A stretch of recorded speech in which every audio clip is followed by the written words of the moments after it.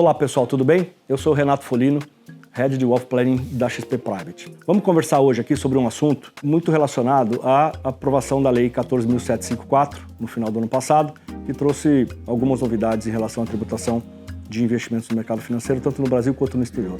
Mas eu quero focar hoje principalmente na questão relacionada à tributação das empresas offshore, ou das estruturas de investimento que a gente usa para fazer investimentos no exterior, as chamadas entidades controladas, que foi o termo utilizado por essa nova lei. O que tem sido me questionado muito ultimamente é se esse tipo de estrutura continua fazendo sentido, mesmo a gente tendo alteração nas regras de tributação. Vamos lembrar que até o final do ano passado, os investimentos feitos pelas empresas no mercado internacional, pelas empresas offshore, os rendimentos produzidos por esses investimentos só sofriam algum tipo de tributação no Brasil quando fossem distribuídos por seus sócios, acionistas, pessoas físicas residentes fiscais no Brasil. E se isso não acontecesse ao longo da vida da empresa, esse rendimento nunca seria tributado. Isso foi alterado pela Lei 14.754 e esse lucro produzido pelas empresas offshore passará a ser tributado todo ano, independente da sua distribuição. E aí que veio o questionamento, será que mesmo a gente tendo essa mudança importante, ou seja, perdendo o grande benefício do diferimento fiscal, se ainda faz sentido manter essa estrutura como veículo de investimento no exterior?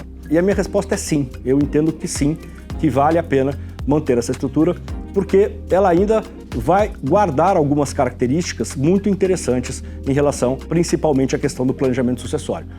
Só para a gente contextualizar, quando a gente faz um investimento no exterior através de uma empresa offshore, a gente consegue organizar esse patrimônio de uma maneira muito mais eficiente e a gente consegue pensar na sucessão de uma maneira muito eficaz, porque a gente tem instrumentos nas jurisdições onde essas empresas são constituídas para justamente agilizar a distribuição desse patrimônio para os nossos herdeiros quando da nossa falta. Então temos instrumentos como trusts mais simples e mais complexos, estruturas como um testamento, como estruturas corporativas onde você tem eventualmente propriedade conjunta das cotas da empresa. Então tem diversas alternativas para que você possa agilizar e fazer com que esse patrimônio chegue rapidamente na mão das pessoas que você gostaria que recebessem esse patrimônio.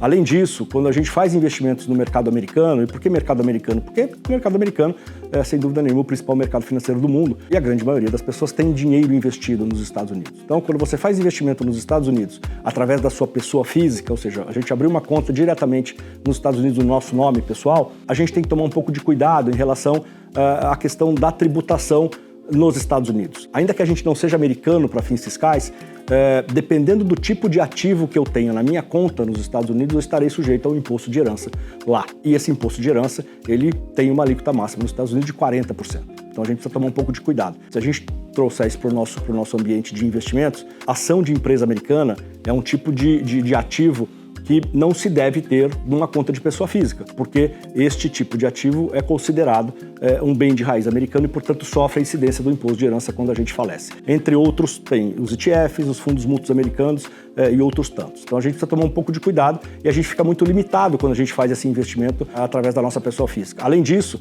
quando a pessoa falece e ela é titular da conta diretamente nos Estados Unidos, existe, num primeiro momento, o bloqueio dessa conta para que a instituição financeira nos Estados Unidos ela tem um processo junto ao IRS, que é a Receita Federal Americana, para que justamente seja verificado se existe algum beneficiário americano, se existe algum ativo americano que está sujeito à tributação do imposto de herança, até que ela possa autorizar a liberação desses investimentos para os herdeiros, tá? Existe, claro, nos Estados Unidos uma estrutura ou um documento chamado Transfer on Death, que é onde você indica quem serão os beneficiários. Esse documento, ele evita a necessidade de um inventário nos Estados Unidos, mas ele não transmite automaticamente o patrimônio financeiro ou os investimentos que estão naquela conta para os herdeiros ou para aquelas pessoas que estão nesse documento. Esse processo junto ao IRS precisa ser cursado.